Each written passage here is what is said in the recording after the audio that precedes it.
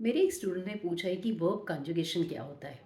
जब हम एक क्रिया यानी वर्ब का रूप बदलते हैं ना, ताकि ग्रामेटिकली करेक्ट सेंटेंस बना सकें, तब क्रिया का रूप हम समय, व्यक्ति और संख्या का ध्यान रखते हुए बदलते हैं। इसको कहते हैं वर्ब कंजुगेशन।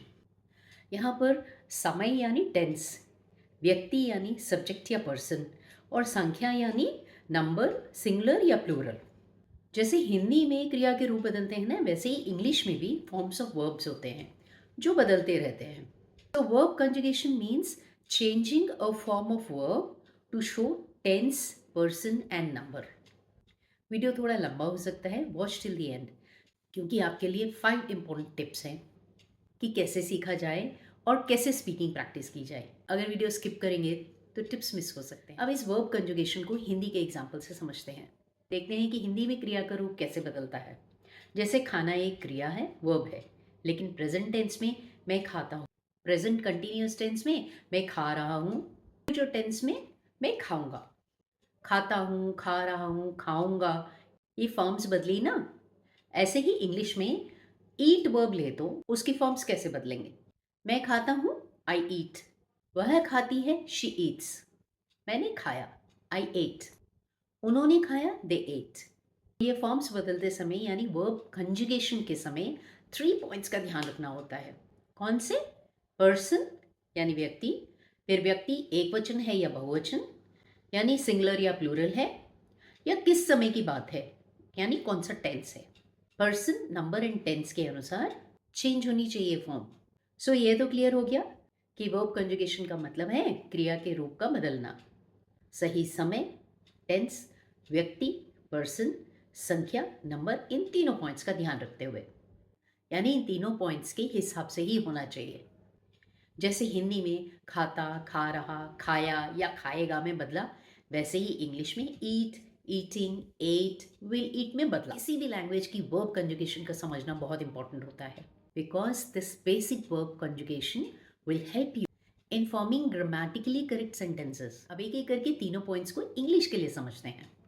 पॉइंट 1, पर्सन यानी व्यक्ति, यानी I, we, you, they, he, she, it. अगर करने वाला मैं या हम है तो इंग्लिश में आई या वी, इनको फर्स्ट पर्सन कहते हैं। अगर आप हैं तो you, second person. He, she, it को थर्ड पर्सन बोलेंगे। आसान भाषा में समझना है तो मैं या हम पहला व्यक्ति, दूसरे के साथ यानी आपके साथ बात कर रहे हैं तो आप हुए सेकंड पर्सन। हम किसी बात कर रहे हैं किसी तीसरे की, ही, शी, इट या दे की, तो वो सब हुए थर्ड पर्सन। पॉइंट 2, नंबर, एक वचन या बहुवचन, सिंगुलर या प्लूरल का ध्यान रखना है। पॉइंट 3, टेंस, काल, यानी किस समय की बात कर रहे हैं ये ध्यान रखना होता है।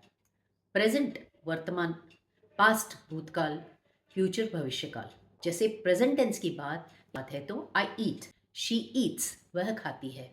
पास्ट टेंस, बीते हुए समय की बात है तो आई एट, मैंने खाया, दे एट, उन्होंने खाया। फ्यूचर टेंस, आने वाले समय की बात है तो आई विल ईट, मैं खाऊंगा, ही विल ईट, वह खाएगा। आपने ध्यान दिया, आई ईट लेकिन शी ईट्स, क्योंकि शी सिंगुलर है और एक वचन के लिए वर्ब की फर्स्ट फॉर्म के एंड में एस या ईएस ऐड करते हैं जनरली।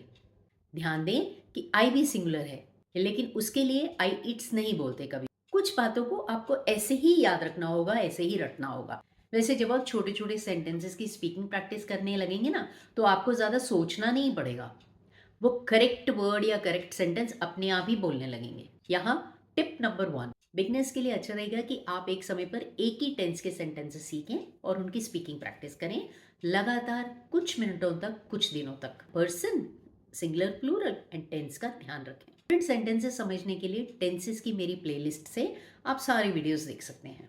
टेंस किस ऑर्डर में सीखना चाहिए, मेरे शॉर्ट्स भी फॉलो कर सकते हैं, डेफिनेटली काफी मदद मिलेगी। एक एग्जाम्पल से समझते हैं। बेस फॉर्म ऑफ वर्ब है ईट, इसकी कंजुगेशन फॉर्म्स आपने देखा कि कैसे वर्ब की फॉर्म्स बदली, यह ध्यान में रखते हुए कि who is performing the action, यानी person, first person I, we, second person you, third person he, she, it, they. उनके साथ नंबर का भी ध्यान रखा, यानी यह कि पर्सन सिंगुलर है या प्लूरल। ही है तो ही ईट्स, प्लूरल दे है तो दे ईट। टेंस देखें, एक्शन किस समय हो रहा है?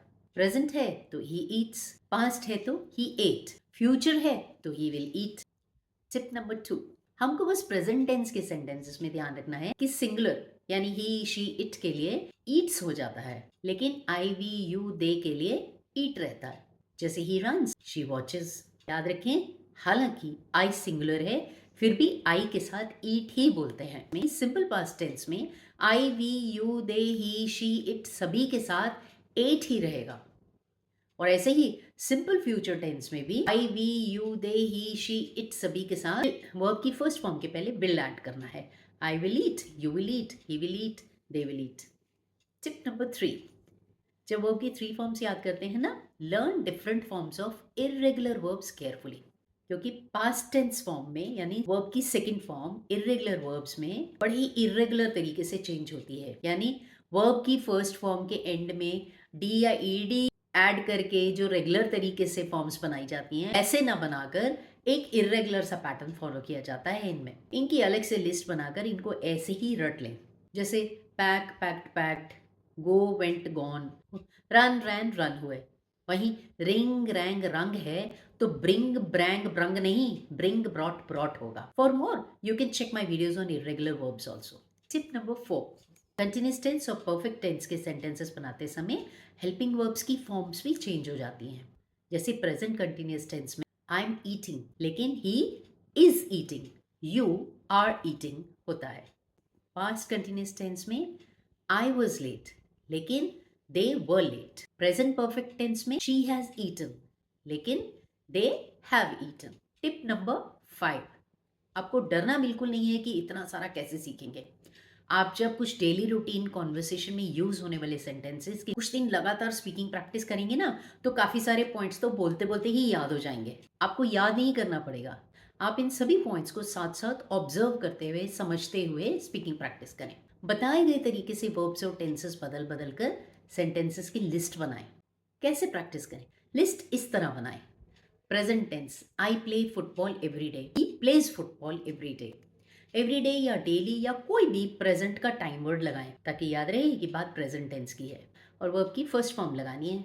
और ये भी याद रखें कि ही, शी, इट यानी सिंगुलर के साथ वर्ब की फर्स्ट फॉर्म के एंड में एस या ईएस ऐड करना है। Past tense, she played football yesterday, they played football yesterday. Yesterday या लास्ट वीक या कोई भी पास्ट का टाइम वर्ड लगाएं, ताकि याद रहे कि बात पास्ट टेंस की है। ये बड़ा आसान है। He, we, you, they, he, she, it, singular, plural सभी के साथ वर्ब की सेकंड फॉर्म ही लगानी होती है। Future tense, they will play football tomorrow. Tomorrow या नेक्स्ट मंडे कोई भी फ्यूचर का टाइम वर्ड लगाएं, ताकि याद रहे कि बात फ्यूचर टेंस की है। ये भी बड़ा आसान है।